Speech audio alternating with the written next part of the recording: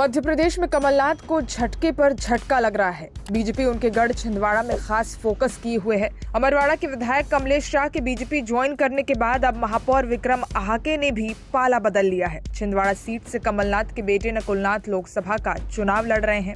आपको बता दें, कांग्रेस के दिग्गज नेता कमलनाथ के गढ़ में बीजेपी ने बड़ी सेंध लगा दी है। यहाँ से मेयर विक्रम आहाके बीजेपी में शामिल हो गए हैं। उन्होंने सीएम निवास जाकर बीजेपी की सदस्यता हासिल कर ली है। सीएम मोहन यादव ने इस बारे में जानकारी देते हुए कहा कि कमलनाथ ने छिंदवाड़ा को बहुत नुकसान पहुंचाया है। उनके बेटे और कांग्रेस नेता नकुलनाथ ने आदिवासी समुदाय पर आपत्तिजनक टिप्पणी की थी। इससे आहत होकर विक्रम आहाके ने निर्णय लिया कि वो कांग्रेस में नहीं रहना चाहते, जहां आदिवासियों का सम्मान नहीं होता। मैं सभी को आश्वस्त करता हूं कि हम छिंदवाड़ा में विकास के लिए अपना सर्वश्रेष्ठ प्रयास करेंगे।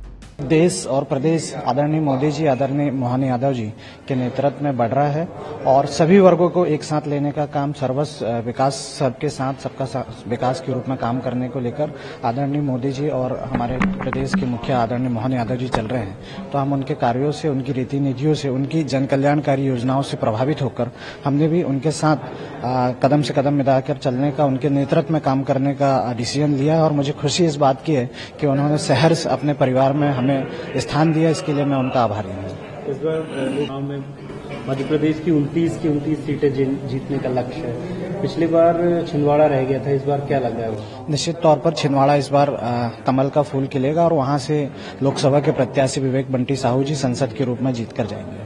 और हम देख रहे हैं कि लगवाड़ा से पुराने जो कांग्रेसी हैं, जो करीबी हैं कमलनाथ जी के, वो भी छोड़ करके भारतीय जनता पार्टी में विश्वास जता रहे हैं। क्या और लोग हैं ऐसे जिनके मन में अविश्वास है कांग्रेस के प्रति? देखिए, हर कोई आज विकास के साथ जुड़ना चाहता है, हर कोई आज मोदी जी के साथ जुड़ना चाहता है।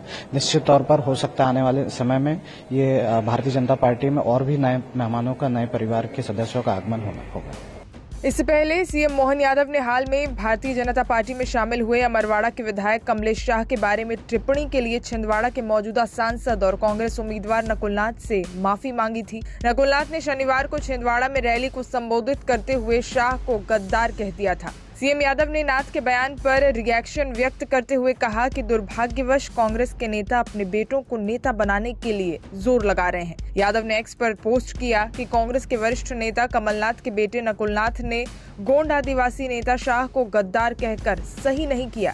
कमलनाथ के करीबी शाह इस हफ्ते की शुरुआत में कांग्रेस छोड़कर भाजपा में शामिल हो गए थे। अमरवाड़ा विधानसभा क्षेत्र के छिंदी गांव में जनसभा में नकुलनाथ ने कहा था कि आदिवासी लोग आमतौर पर सादे और विनम्र होते हैं, लेकिन अमरवाड़ा की जनता ने जिस व्यक्ति को विधायक चुना था वो गद्दार निकला। तो वहीं दूसरी ओर नकुलनाथ ने छिंदवाड़ा सीट से अपना नामांकन दाखिल कर दिया है और उनके सामने बीजेपी ने विवेक साहू को उम्मीदवार बनाया है। कुछ हफ्ते पहले खुद कमलनाथ और नकुलनाथ के बीजेपी जाने की अटकलें सामने आई थी, लेकिन बाद में इन अटकलों पर पूरी तरह से विराम लग गया। अब छिंदवाड़ा कमलनाथ का गढ़ माना जाता है और इस सीट पर बीजेपी ने पूरा फोकस किया हुआ है, जहां बीते कुछ दिनों में दर्जनों कांग्रेस कार्यकर्ता, नेता कांग्रेस छोड़कर पार्टी में शामिल हुए हैं।